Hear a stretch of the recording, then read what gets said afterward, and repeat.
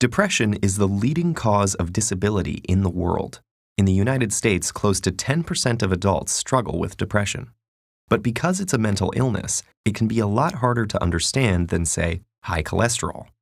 One major source of confusion is the difference between having depression and just feeling depressed. Almost everyone feels down from time to time. Getting a bad grade, losing a job, having an argument, even a rainy day can bring on feelings of sadness.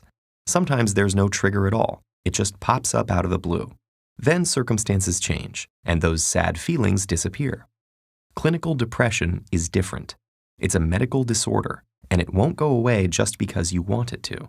It lingers for at least 2 consecutive weeks and significantly interferes with one's ability to work, play, or love. Depression can have a lot of different symptoms: a low mood, loss of interest in things you'd normally enjoy, changes in appetite, feeling worthless or excessively guilty, sleeping either too much or too little, poor concentration, restlessness or slowness, loss of energy, or recurrent thoughts of suicide. If you have at least 5 of those symptoms, according to psychiatric guidelines, you qualify for a diagnosis of depression. And it's not just behavioral symptoms. Depression has physical manifestations inside the brain. First of all, there are changes that could be seen with the naked eye and X-ray vision. These include smaller frontal lobes and hippocampal volumes. On a more micro scale, depression is associated with a few things: the abnormal transmission or depletion of certain neurotransmitters, especially serotonin, norepinephrine, and dopamine, blunted circadian rhythms, or specific changes in the REM and slow-wave parts of your sleep cycle, and hormone abnormalities, such as high cortisol and deregulation of thyroid hormones. But neuroscientists still don't have a complete picture of what causes depression. It seems to have to do with a complex interaction between genes and environment, but we don't have a diagnostic tool that can accurately predict where or when it will show up. And because depression's symptoms are intangible, it's hard to know who might look fine but is actually struggling. According to the National Institute of Mental Health, it takes the average person suffering with a mental illness over 10 years to ask for help. But there are very effective treatments. Medications and therapy complement each other to boost brain chemicals.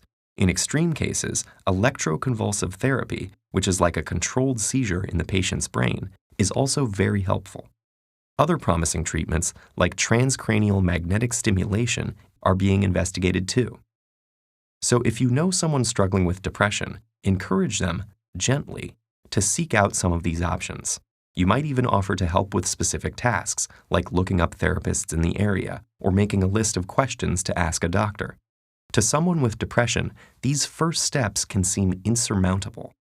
If they feel guilty or ashamed, point out that depression is a medical condition, just like asthma or diabetes. It's not a weakness or a personality trait, and they shouldn't expect themselves to just get over it, any more than they could will themselves to get over a broken arm.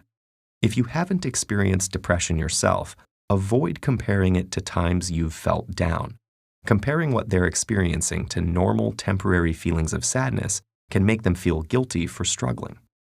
Even just talking about depression openly can help. For example, research shows that asking someone about suicidal thoughts actually reduces their suicide risk. Open conversations about mental illness help erode stigma and make it easier for people to ask for help. And the more patients seek treatment, the more scientists will learn about depression, and the better the treatments will get.